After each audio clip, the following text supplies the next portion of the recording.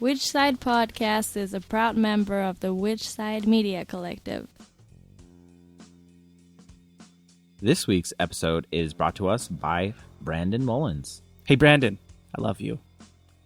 Brandon says, Dear Which Side Podcast, I just listened to a recent podcast in which you did not have a sponsor. I would like to donate $20 in hopes of sponsoring that episode and an episode in the future. Thank you for what you do, Brandon Mullins. You know what, Brandon? Thank you for what you do. Because without people like you, it would make this pretty damn impossible to do. For real. So thank you. You're my hero. Did you ever know that you're my hero? If you want to be a hero too, all you have to do is donate $10. That's how much it costs us to produce an episode. So that's all we ask.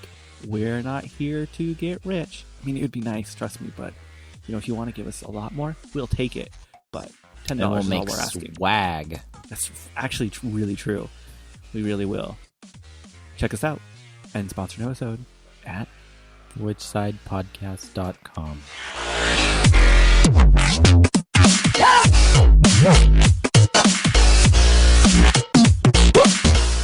This is episode 106.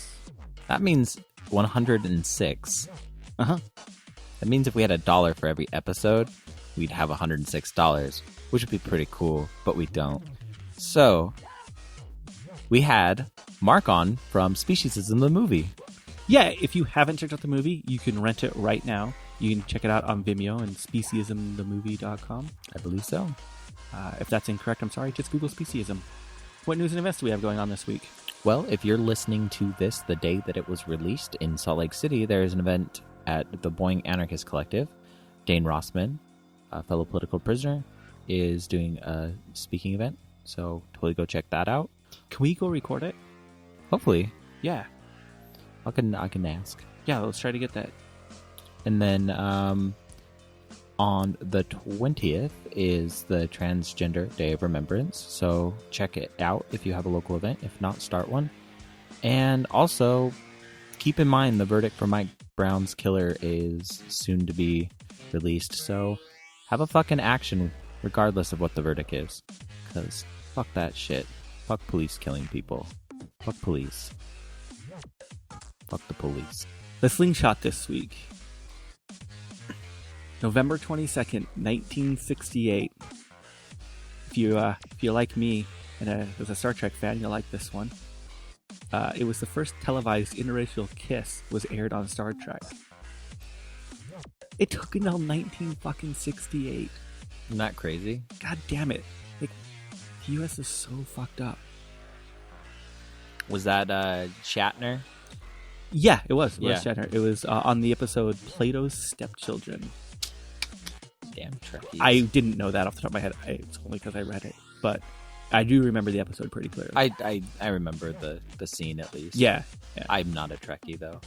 I like Star Trek more than Star Wars personally just because of the abundance of material. I like Star Wars more than Star Trek because of the quality of the material. It's fair. I think that's fair. Also, a shout out to the Which Side Media Collective. Check out all the podcasts on Which Side Media Collective at whichsidecollective.org. 643 podcast. Suck a dick. I sincerely hope you guys enjoy this episode. Which side are you on? Which side are you on? Which side are you on? Which side? Which side are you on? Which side are you on? Which side are you on? Which side are you on? Which side are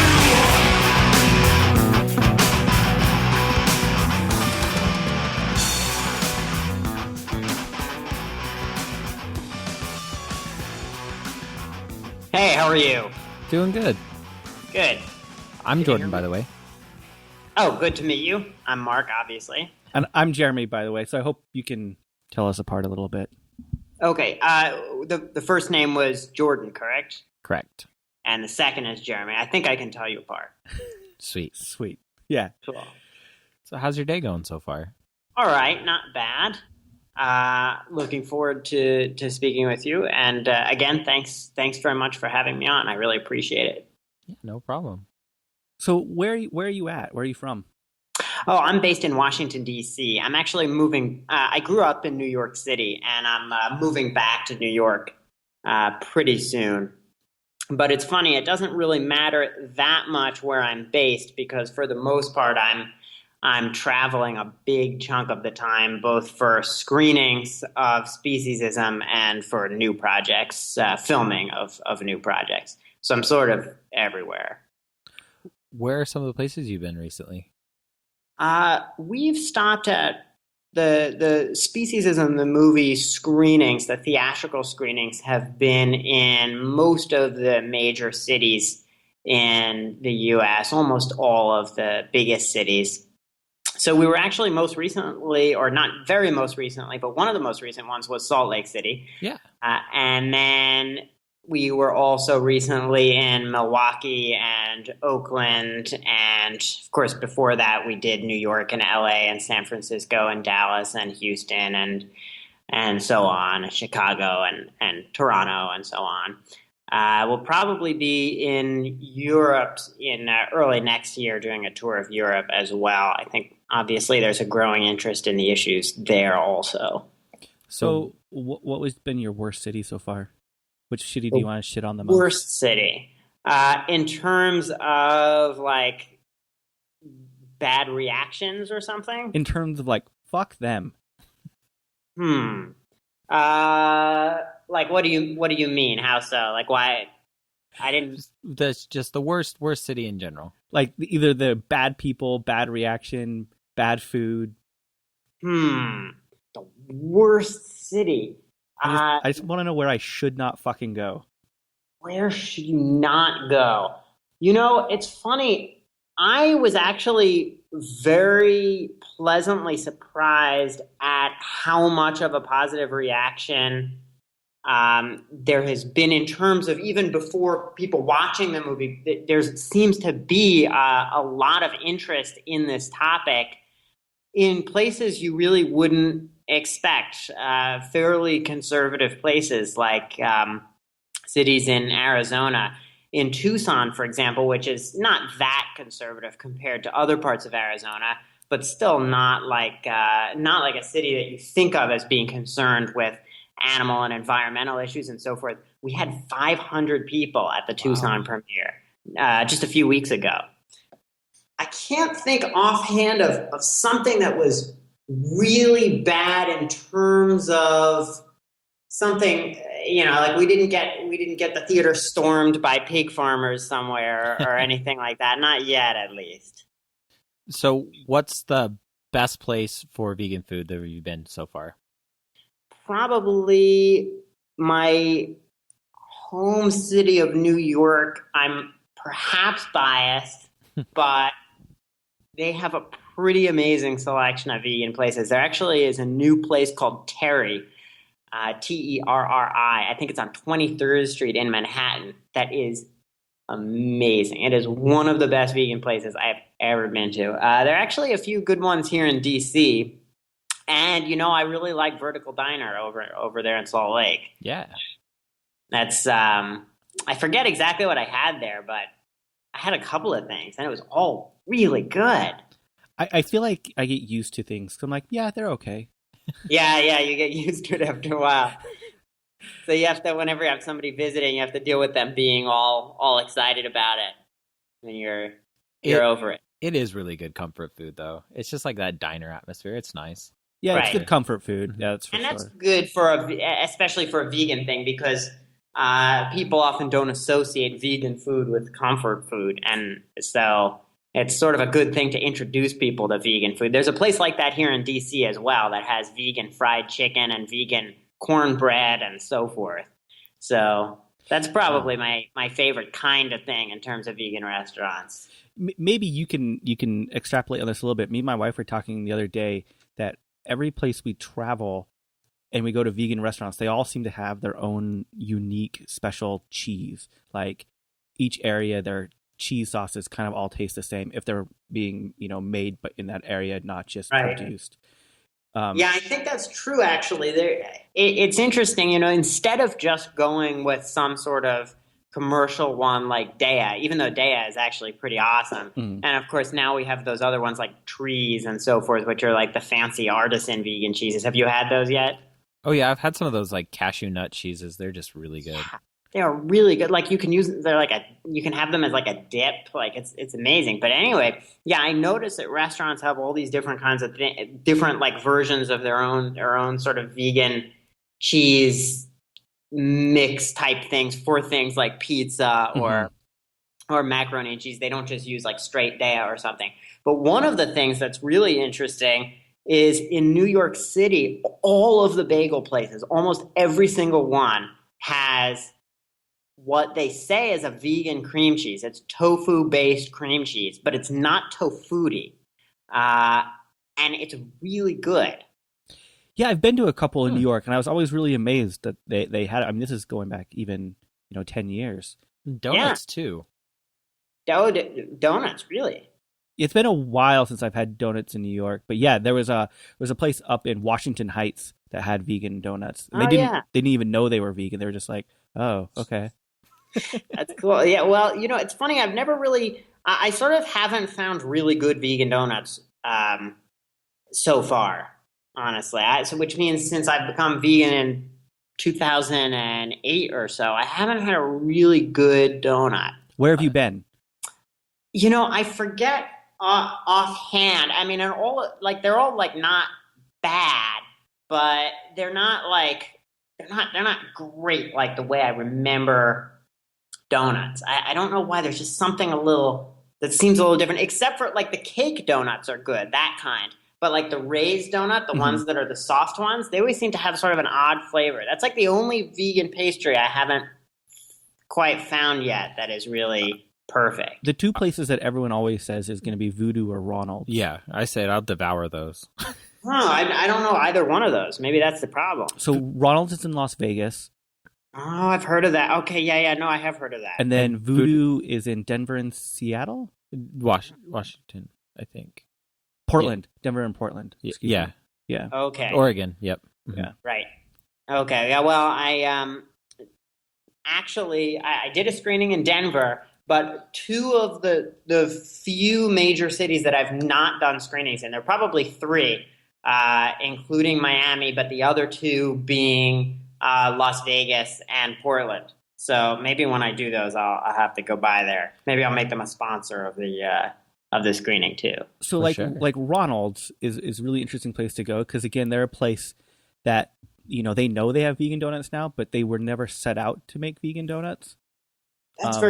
That's interesting because usually just the traditional recipe that you think of as traditional donut recipes are not vegan. So I wonder what they use without intentionally trying to be vegan. And they even have vegan custard, so you can get like cream filled. Wow. Yeah. They skip the ingredients? I don't know. Yeah, I don't know. And like to be fair, I love Ronald's. It's great, and I would go there every time I visit. But it's not like, oh my god, this is the most amazing shit in the world. Right. But it works. Yeah, totally. Does the job. Unless you play it off that way. I mean, that's how I got my work party to go there. Did they like it? Yeah, everyone thought they were the most amazing things in the world because I hyped them up.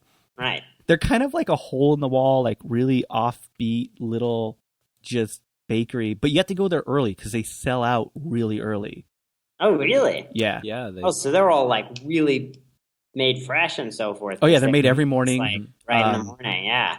I've been in there at 3 p.m. They're like, yeah, we have nothing left. Wow. And Voodoo's, on the other hand, is open 24/7. Yeah. 24/7? So yeah. You got like a 3 a.m. donut. Yeah. So that's good. But they're the place that if you want donuts with cereal on it, they'll do that for you. Cereal? Yeah, like they have the strange donuts. They have really Voodoo's weird stuff. donuts.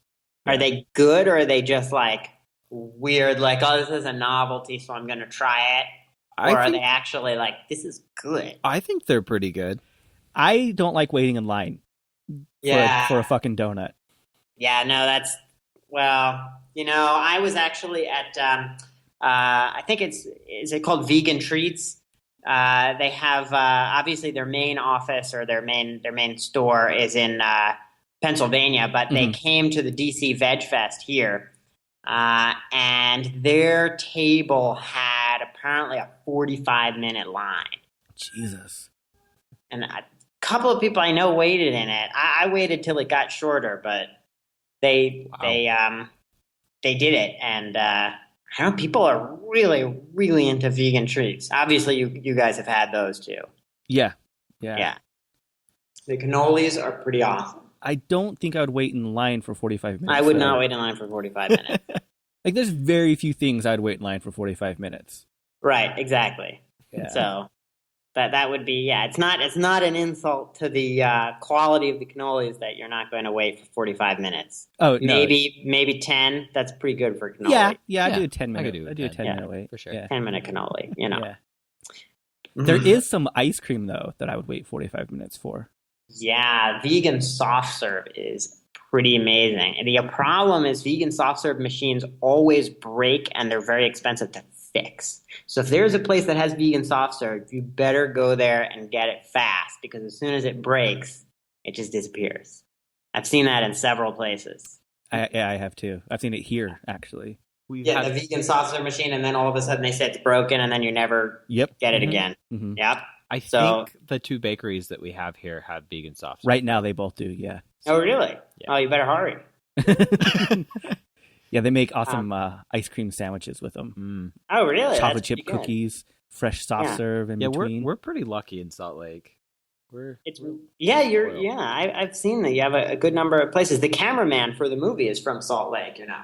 Oh, really? The main there were two camera people, but one of them is from Salt Lake, and he lives in Philadelphia now, but his family and stuff are still there, and so I've been to Salt Lake a number of times, and you know, I know everybody says this, but wow, it is a really beautiful city. I mean, with the mountains set against the city and so forth, I mean that's really unusual.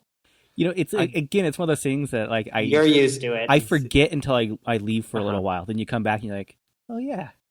Yeah. Well, that's what I get with New York. I forget that New York is very busy and fast, because everything else, you know, by comparison, DC is very slow, as are most other places, except for maybe Shanghai, you know. Mm-hmm. So when I go back to New York, I'm always surprised when I step off not always surprised, but if I haven't been there for a while, I step off the bus or whatever, and you sort of get hit with the pretty unexpected sort of rush of energy. There's just something about New York that has a certain kind of energy.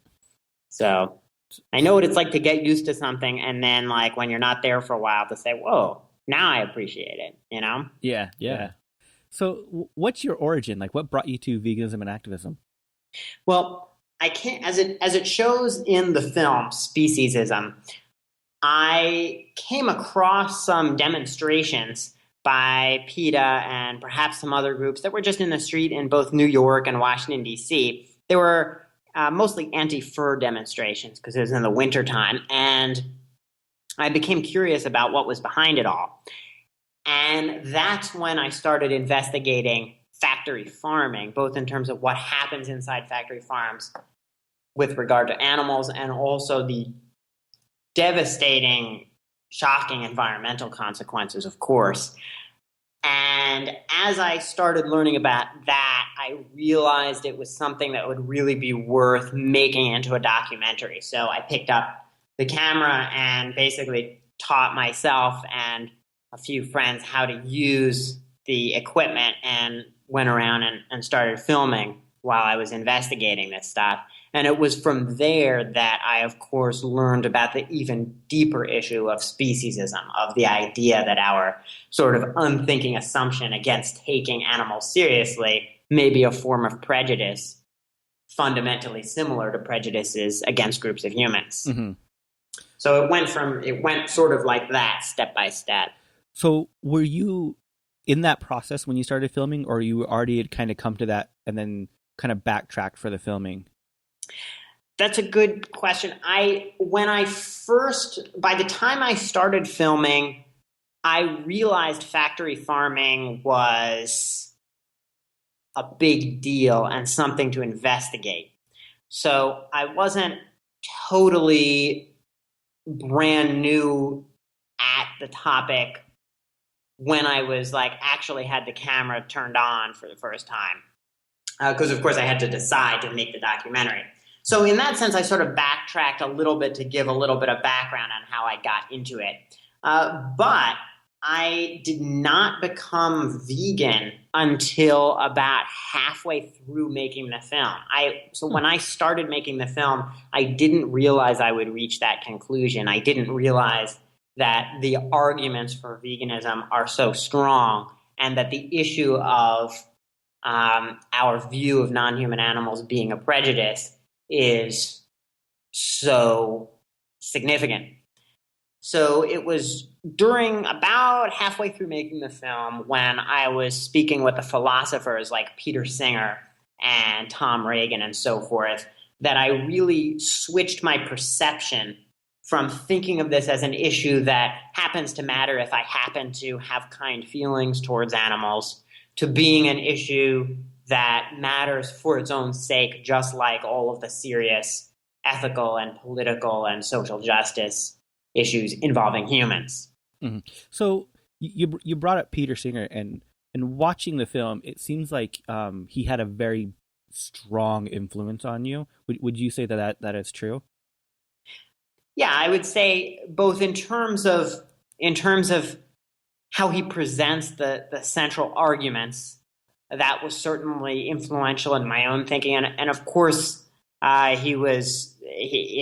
his influence just can't be exaggerated with regard to animal rights in general.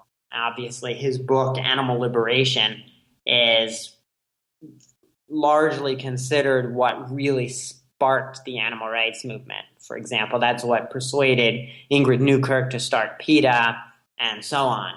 It really had a tremendous impact that way, and a lot of the discussion about animal rights ever since then has grown out of that starting point. So it's tremendously important in terms of its influence, Animal Liberation and his other work on the subject, I think. You know, I read Animal Liberation 20 years ago and never turned back. Like, it was a huge influence for me. I was only 13 at the time, but... Oh, really? Yeah, it was a huge influence. Yeah. I think it's surprising how many people I come across who say that was what it was that really got them.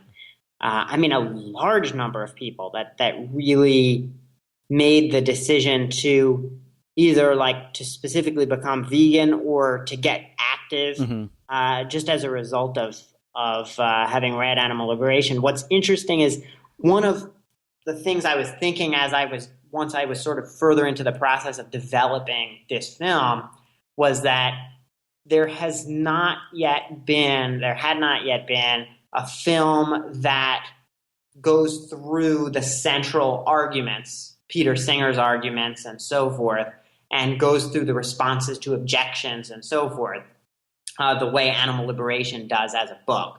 So I was trying to develop something that could be used sort of to have the impact that Animal Liberation had on many people, but people who might not be willing to sit down and read a whole book yet, because you have to realize that there's something to look into often before you sit down and read a whole book on the subject. So a lot of people don't get around to doing so.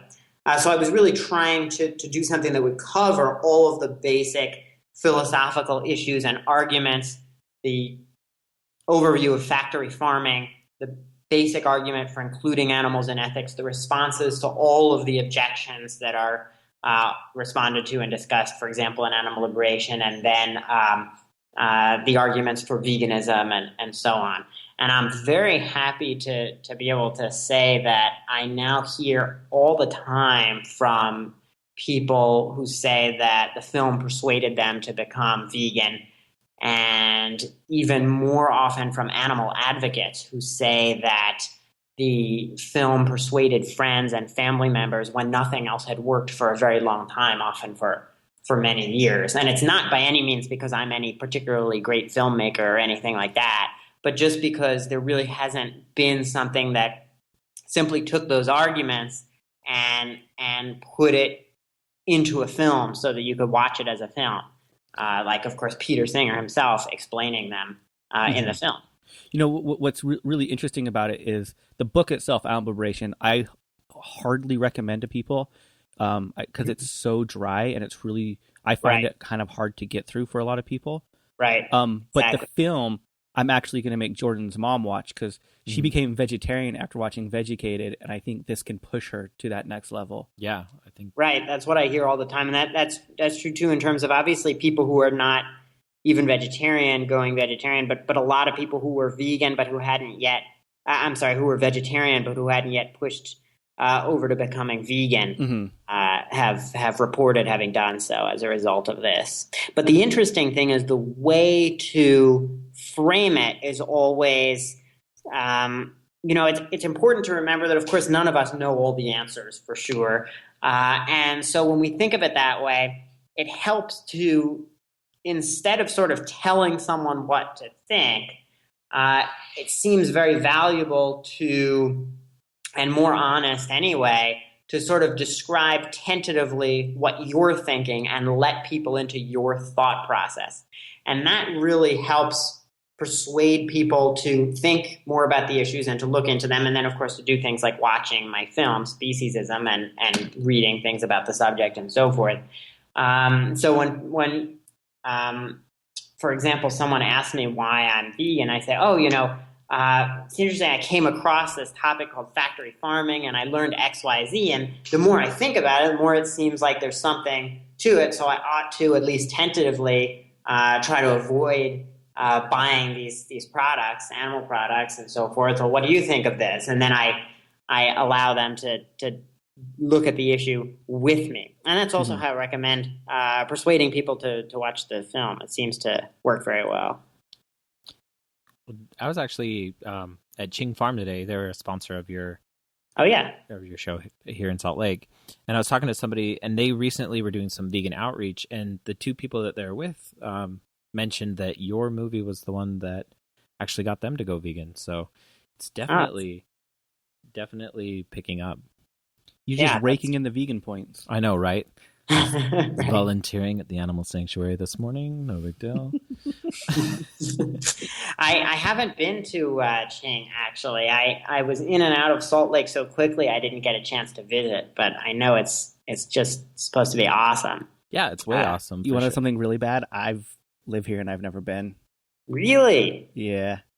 Oh man, I hear. I hear it's great. Alex, the cameraman, of course, has been there and volunteered there, and raves about what good work they do, and also I believe, I could be incorrect about this, but I believe they have school groups or something like that come through, which is always very valuable for education.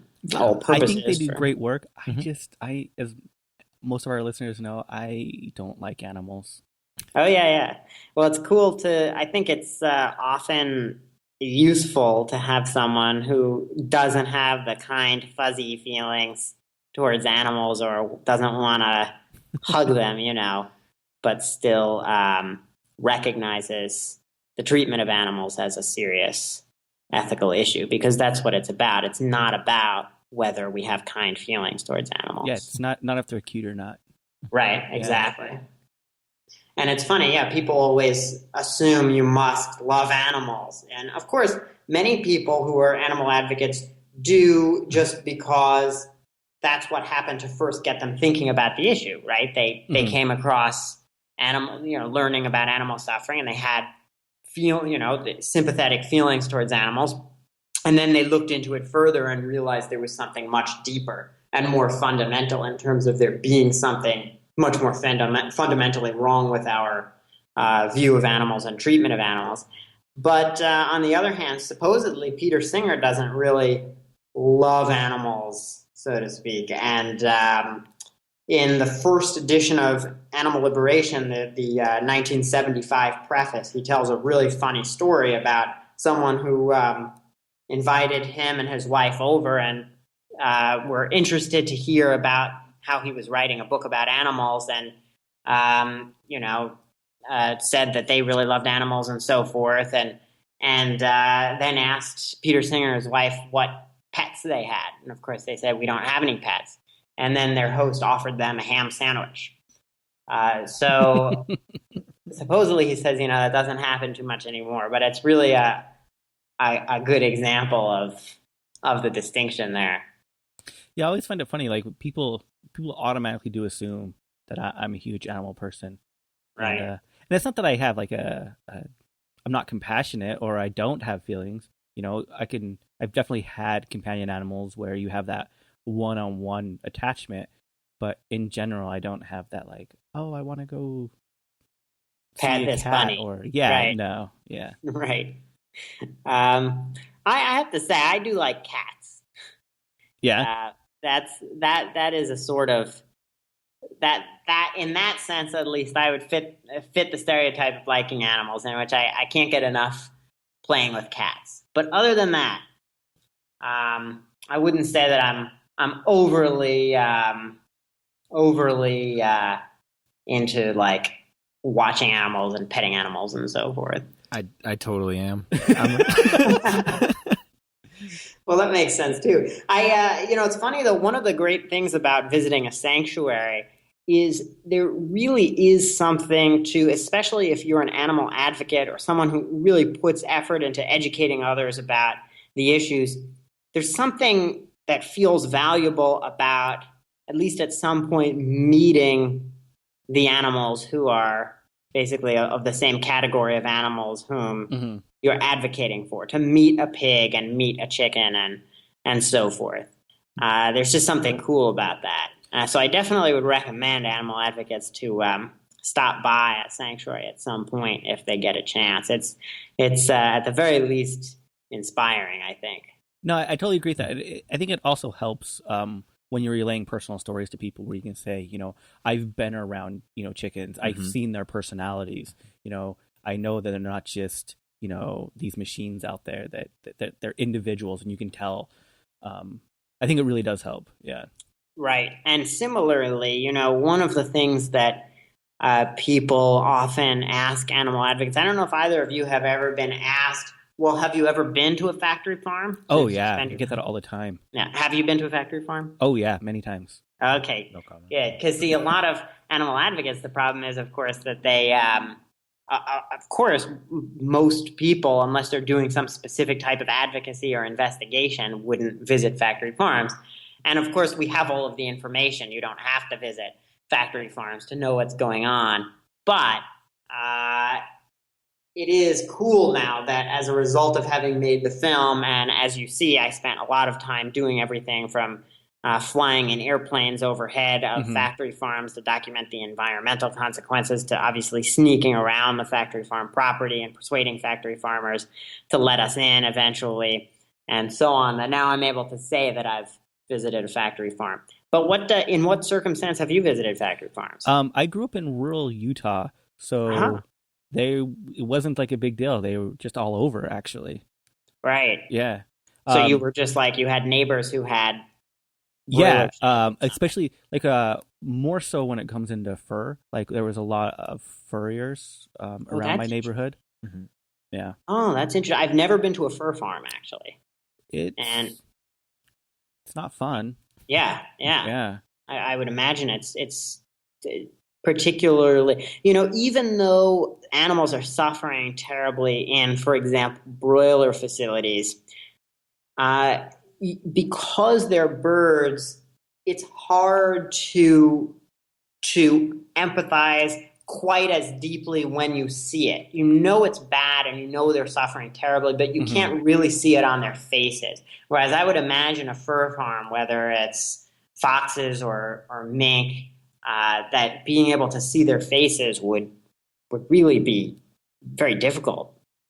Yeah, it's been so long to really recount a lot of it. But a lot of them you could just like see them from the street, and you could you could walk by and just look into the face of a mink. Yeah, no, you could see the inside, because the fur farms here, they're open instead of like a lot of the other places. With all the cages lined up in the air, yeah, sort of up on sort of table looking things. Yeah, Yeah, so Right. you can. There's a lot where they're just like in people's backyards, and you can just stand in the front of their yard and it's in a neighborhood. It's not like it's really fucking weird.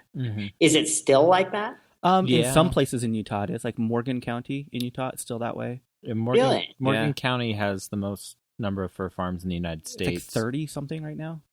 And then Utah's now number 2 Two of with the states. Yeah. in states. Wow. What's number one? Wisconsin. Yeah. Oh, right. I wonder. I'll have to look into that maybe for a future project. Doing some investigatory work in that region. And we Totally. we do still have the claim of the biggest fur farm, according to my knowledge. Jordan really? Valley. I Yeah, think. which Jordan River. ironically, it's almost located. Have you heard of the mass NSA data center they built out here? Oh, yeah. It's across the street from that, actually. Really? Uh huh. Oh, that's funny. It's across the I guess- street and across a field, but yeah, there's nothing in between them. Yeah, I guess that would not be a good place for me to walk around suspiciously with recording equipment then.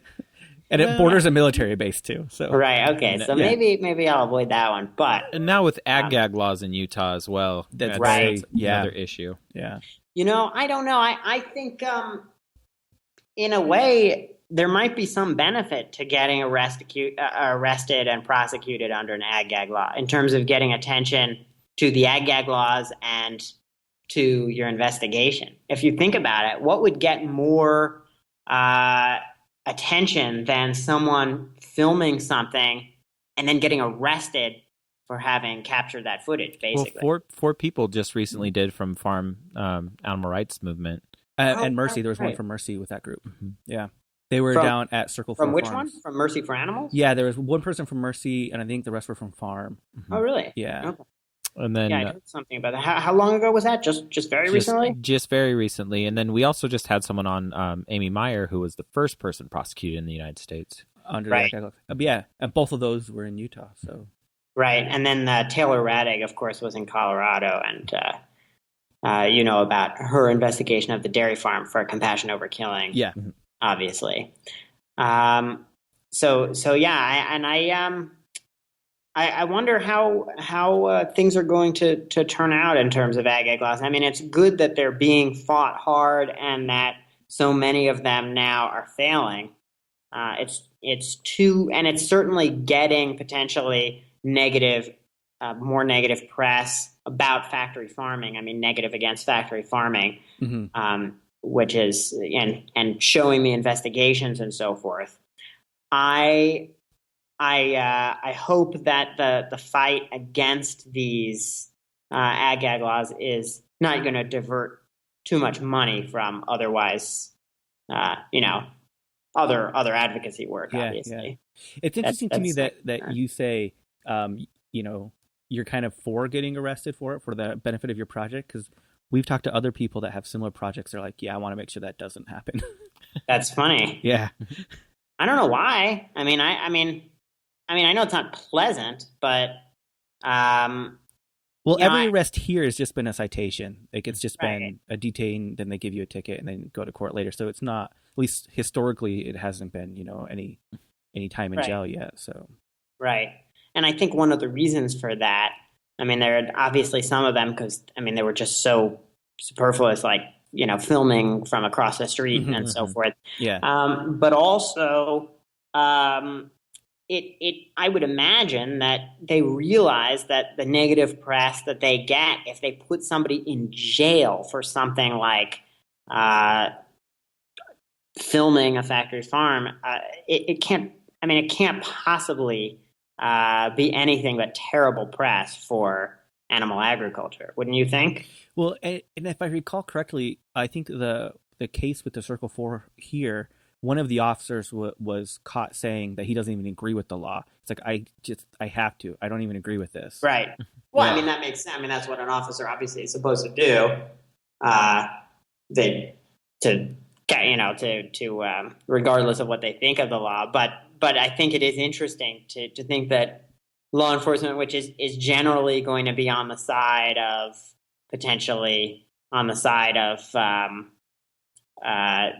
basically people who are the establishment rather than people who are trying to rock the boat, would, in this case, be an example of someone saying this is just too far. And I think that's an indication of it really being, when you think of it, pretty ridiculous. I mean, it's a pretty astonishing circumstance that they're trying to do this, and in some places, of course, actually doing it. Yeah, I mean, what's really funny is I remember when it was being debated here, I mean, even the mainstream press here locally was like, this is a ridiculous law. There's no way it's going to pass, and it shouldn't pass. And everyone was shocked when it actually did. Right. Like, I mean, it didn't actually have local support at all. Right. And I wonder in, I guess, outside of Salt Lake City, it might have been different. I'm not sure. Or would you say? No, from what I remember, it was mostly just, we don't need this type of a thing, but it was all Alec pushing it. Right, exactly. Yeah. That's what I was going to say. That's really astonishing. And yeah, that's certainly a testament to the broader problems with the political system, obviously. Yeah. But on a plus note, Salt Lake City's actually voting to ban horse carriages this coming week or so. Oh, that's terrific. Which is great because we don't actually have a horse carriage company right now. Yeah, as soon as that company went out of business, because they had denied it before, they brought it back up. But now, that way someone else can't come in and fill that place. Exactly. Yeah. We'll see how that works with New York City. I mean, there's been some pushback. Strangely enough, the New York Daily News has been publishing all these op-eds in support of maintaining the horse carriage industry. Really? On the view that, it's historic and it's part of New York and this and that, which is, of course, not a wonderful tradition to have. A tradition that involves causing severe suffering is a tradition that should go away, obviously. But I think so. The Daily News has sort of taken up the cause of pro horse carriages, and I don't know what kind of an impact that will have. I mean, certainly the discussion has really been significant. So there's a real prospect for horse carriages being banned. I'm not super up to date on where things are at the moment, though. Actually, New York City horse carriage lobbyists are coming to Salt Lake to push back against it because they don't want the precedent. It sets a precedent and that's what I was thinking. It's a big enough city that it would set a pretty big precedence. Right. Yeah, because it's been it's been a historic part of Salt Lake as forever. Yes. Right.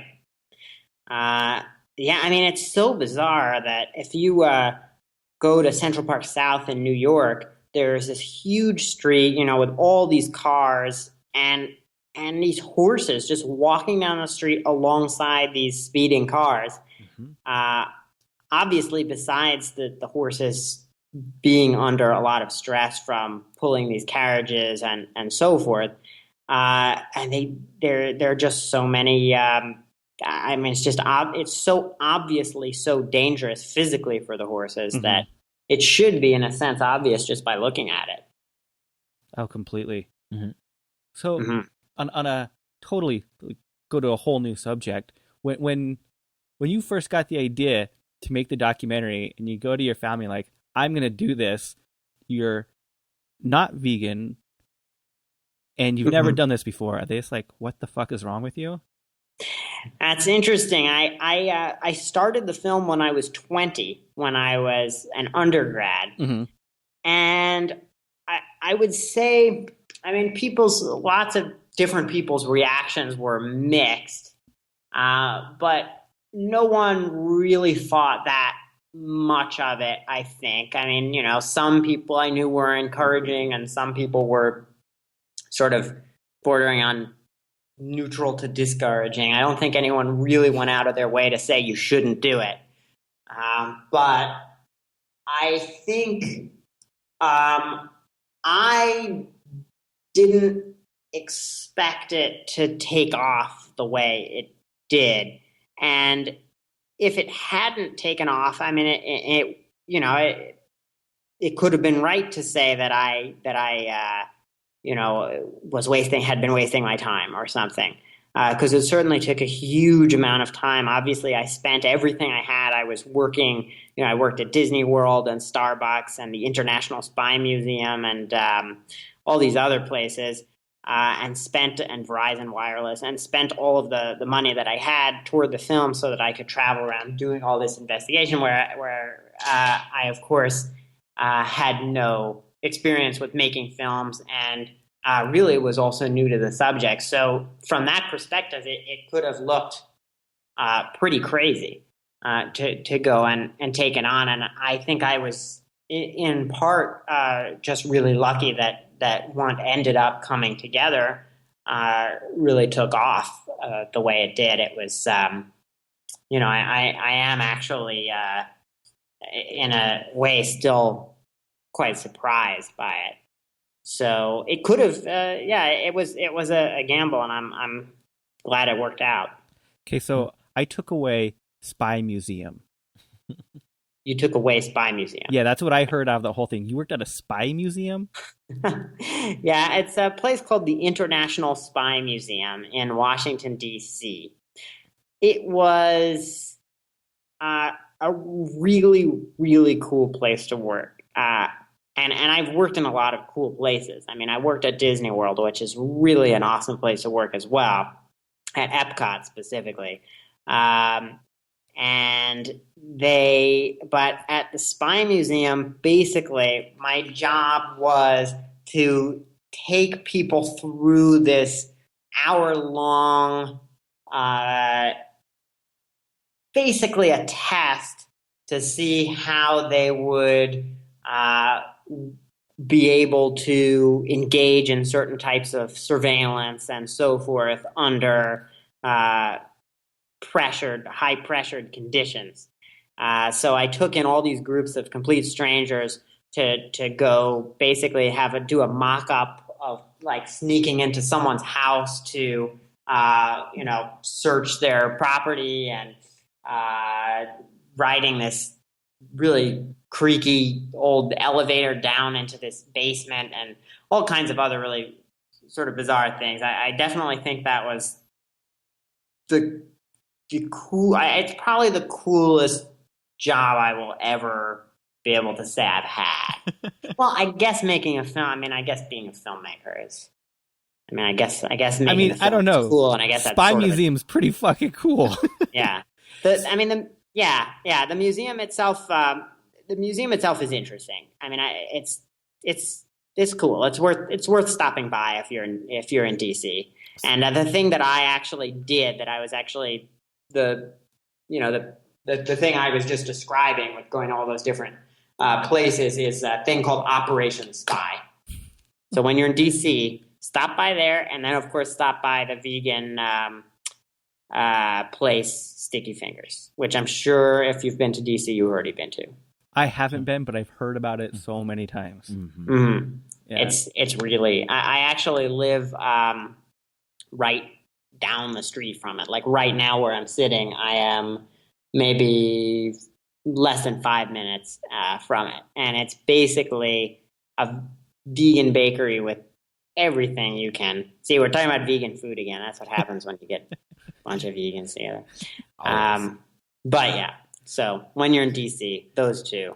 Okay, but I got to go back to the spy thing for a second. Yeah.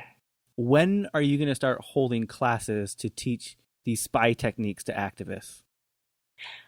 I would say that I actually did learn a lot of interesting stuff, both in a sense, social engineering and other ways of being physically sneaky while I was making the film. And I've just been filming some new stuff for a new project, and I got a little lax in my spy techniques. And a factory farmer noticed us and then followed us in his car, must have been almost, I don't know, 5 to 10 miles. We were being followed across through several cities in North Carolina. So that was basically because we when we were taking zoom in shots from the car, of this factory farm. This is just like a few weeks ago. We made the mistake of I got a little too confident and comfortable, and so I told the driver to just who is also the camera volunteer to drive back and forth, to just keep driving back and forth in front of this factory farm as I was filming. And not surprisingly, somebody realized there was something suspicious going on after a while. So can you talk about this new project at all? Yeah, well, I can't really go into too much detail yet because it's an investigative project. So in part, it involves investigations of specific farms and specific companies and so forth that I have to wait until it actually comes out. But it'll come out relatively soon.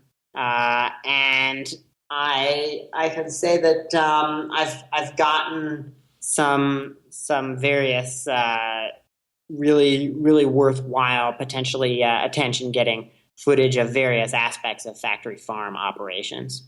And then I'm also just starting work on it. So that's a short video. It's not a full-length film. So that'll be available relatively soon, in maybe a few weeks or so. And my current, I'm also starting work on a longer project dealing with numerous other animal issues that will be the next full-length film that will have obviously a larger budget than the first one and so forth, which I think can help me do even more real investigative work that'll be worthwhile.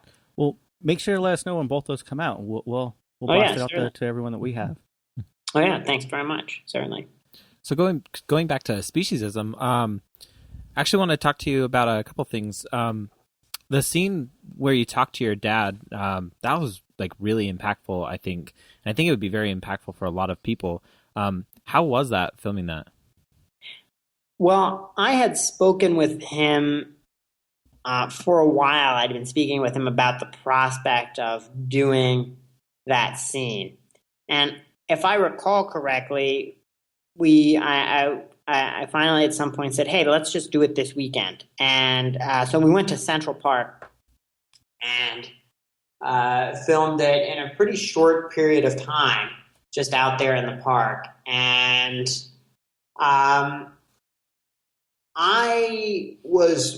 my main thought about that was how appreciative I was that he was describing this pain that he's in and how he suffers from it, because I was thinking at the time this could really make a difference to viewers in terms of helping it click to people that these animals suffer by all accounts as intensely as we do. And even in this specific case, obviously there's a lot of evidence about animal emotions. But in this case, we were just talking about physical pain, and the fact that physical pain is so overwhelming and unbearable. The fact that we cause this to so many animals on factory farms, and that, again, by all accounts, it's as strong as the pain that my father feels as a result of his injury, should really give us pause and help us recognize that this really does seem to be a tremendously serious ethical issue. And yeah, I definitely think that that's something that can connect with people, because a lot of people have this disconnect when they think about animals, but when you put a human face to pain, it definitely changes the way that you can think about things. Right. And it's interesting. I also there are actually two parts of the film where I do a similar thing. I mean, the first being the part with my dad that we were talking about, but also we have someone who suffers from very severe depression speak about her experience, and we, of course, talk about the emotional suffering that certain animals go through who appear to be suffering from something akin to severe depression. It's interesting, though, that people always find the part with my father to be the more powerful of the two by a pretty wide margin, I think. Do you recall that other part? Yeah, definitely. And I even remember she was saying something along the lines of, if you were constantly in that, kind of depressive state, like you just wouldn't want to be there anymore. Right. You'd want to end your life. So right. It's definitely very, very impactful, but yeah. Yeah, I mean, the fact that pigs in gestation crates specifically, of course, go through, it appears go through something akin to depression is really jarring to me. And I've heard, but again, for even more so the part with my father, really, I hear that it has impacted people. And again, I hear from animal advocates often who say that particular part was really effective in getting friends or family members thinking about the issues. And by the way, if I didn't bring it up in terms of where you can access the film's website is speciesismthemovie.com. So it's obviously the word species, as in a species of animal, and then ISM, themovie.com. And that's where you'll be able to look up more information about the movie and how you can buy and rent the movie and so forth, and show it to friends and family members. And I certainly hope people will find it valuable, continue finding it valuable for doing so. Did you ever get any criticism for those aspects, like trying to the anthropomorphism aspects of doing those scenes? I would say I can't think of any criticism for those scenes. I think because the purpose, like I very purposely did it in a way where we had, I think in both of those cases, James Serpel of the University of Pennsylvania, he's with the School of Veterinary Medicine at the University of Pennsylvania, speaks about the scientific evidence for the conclusion that animals feel physical pain and emotional pain, respectively, as intensely as we do. Or more intensely, and so right? It was as an example of those things that he was talking about the research for, rather than sort of it just being an assumption. And I think that is very important because I really wanted to make sure I didn't make any claims that were not clearly supported by the evidence. One of the things that I took away that I'd never really thought about before was when he was talking, it was brought up that not only do they film, but it can be also more intense due to like the filtering aspect. Right. Both he and Mark Beckoff at the University of Colorado, Boulder, speak about, and Mark Beckoff is an expert on animal emotions. He's written numerous books on the topic, and he also speaks about how, as a result of the fact that we can sort of rationalize why we feel a certain way and think our way through how to feel better about a situation, that's something that certain animals who lack certain types of cognitive abilities that normal adult humans have may therefore experience more intensely and in a more prolonged way because they can't think themselves out of it, potentially, like many people do. Say, okay, I'm really upset about this. Let me think about how to calm down and so forth. They don't have the capacity often to have that type of reflection. And in the same way that we see potentially children suffering more from certain situations that adults are able to have more of a cognitive understanding of in a way that allows them to calm their own reactions. What other kind of criticisms you said you haven't had any for those scenes, but have you had other kind of criticisms about the movie?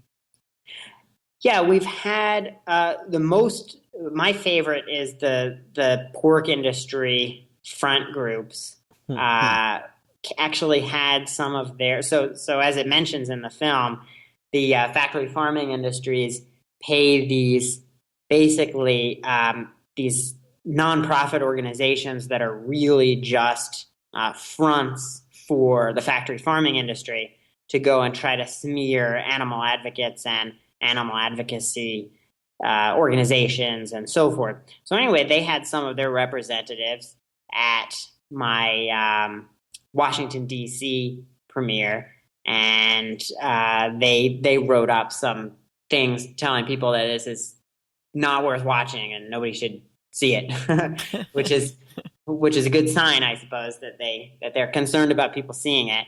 And then I also got some criticisms, like aesthetically, in terms of like it's not an aesthetic masterpiece by any means. It's in part purposely sort of a run and gun adventure where you're following me and I'm running around with the camera and so forth.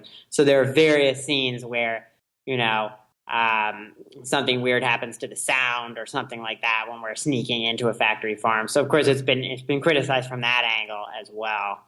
That's funny because I really liked that DIY aspect angle of it. Right, a lot of people do really like it, and you know, I tried to. I wasn't intending it that way from the beginning, but then when you know, when I had, of course, I didn't have trained professional camera people. I had people who were willing to volunteer, and I taught them some basic things. But of course, they, you know, I wasn't able to like teach a whole class or something on camera work. So as a result of that, I sort of, when I was looking at, you know, how certain things were coming out, decided to sort of purposely make that the style of the film as it happens as is sort of described a little bit by me at the beginning of the film.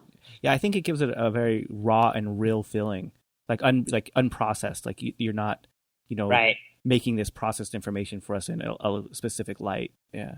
Right. Yeah, that's interesting. That's an interesting way to put it. Yeah, I've heard.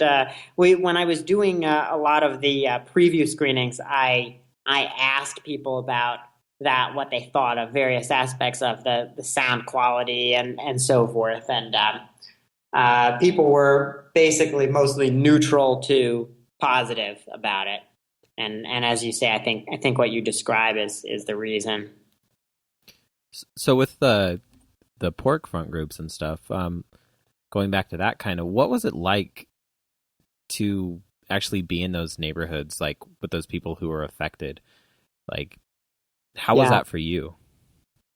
So for people who haven't seen the film, we spend some time investigating the impacts of these hog farms on neighboring communities. And it's really, I didn't expect that to be a significant part of the film.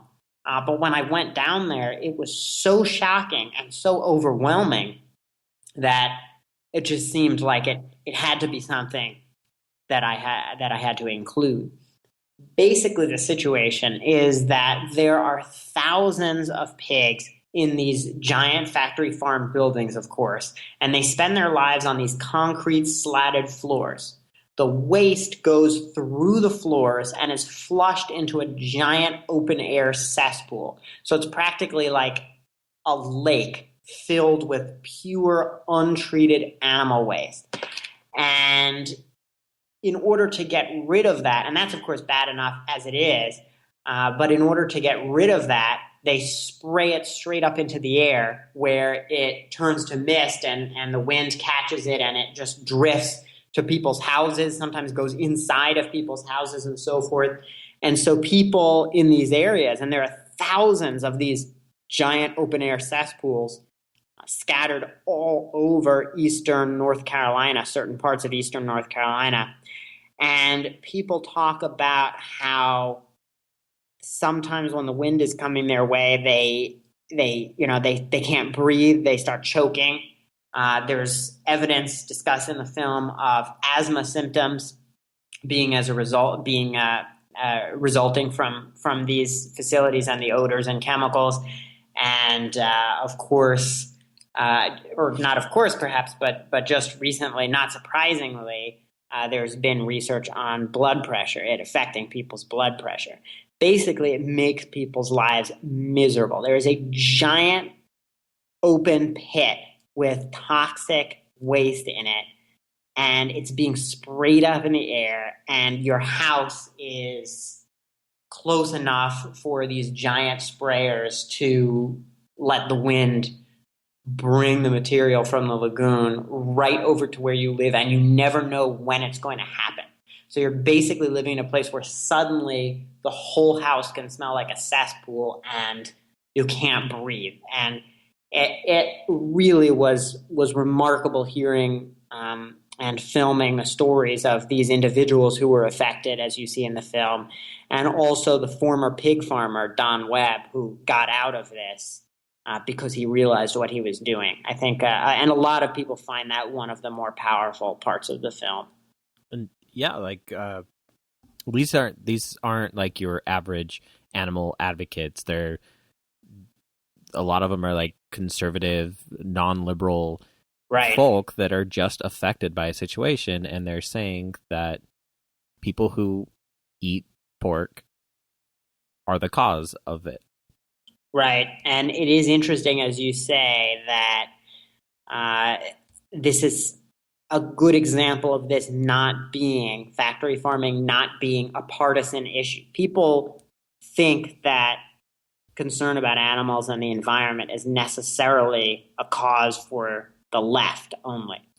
And it was very valuable for me to speak with these people who in the film say that their concern about the environment and also about the suffering of animals is not a partisan concern, and that they're conservative. And that also, I've heard from a number of people, was very effective in terms of animal advocates when they gave or showed the film to friends or family who were thinking of it as partisan and who were conservative, that part really had an impact on sort of helping people sort of take down that wall where they're saying this is an issue for the other side. Well, how can people get in touch with you? You can go to the film's website, speciesismthemovie.com. Again, it's the word species, as in a species of animal, and then ismthemovie.com. And that's where you'll be able to buy the movie and rent the movie and watch the trailer and read the synopsis and read articles about the film, and also contact me. And also we have our, in addition to the contact page, we also have links to the Facebook page and the Twitter feed and the email list, which is updates from me about the film. So all of that will be through the website, speciesismthemovie.com. Well, thank you so much for doing this. We end every episode by saying, fuck, shit, damn. Would you mind saying it for us this week? Would I mind saying? Let me think. What would be the bad consequences of me cursing? I curse all the time. But could the meat industry front groups use that in some way against me? I don't know, but just in case, I shouldn't do it. Just in case, because they're always trying to find something to, use. So I don't know. They'll maybe when they make a profile of me, they'll say, and here are some quotes from him. I would love that. But yeah, right, exactly. I mean, that might be good, but fair enough. But anyway, thank you very much for having me on. It was really good to speak with you both. Thank you. It's been a lot of fun. Thank you for being on. Have a good night. Hey, you too. Bye. This week you heard Funk Blaster by Cohen Sound. Right now you're listening to Laser by Cassette Jam. And as always, El Comandantes. Which side are you on? iTunes. Did you know if you sign on to iTunes, you can actually rate and review the show? And it actually helps the show tremendously by giving us more exposure to people who might be interested in watching the show. So totally go to iTunes and rate and review and subscribe if you haven't. And if you've already done it, make sure to grab anyone's phone, iPhone specifically, that you see. They all have the podcast app on it now, so make sure to grab it, do a quick search for us, subscribe, and then rate them under their account, because why the fuck not? They won't know. Nope. But they'll like you, because you just gave them an awesome gift. You gave them free content. Exactly. Also, if we're not friends on social media, totally check us out. Go to whichsidepodcast.com/social or click on the social tab and be our friend. We post a lot of things on there that we don't talk about on the show, and you don't want to stay out of the loop because then you'll just look ignorant and stupid. What's the ignorant? It's silly. Fuck shit, damn. Fuck.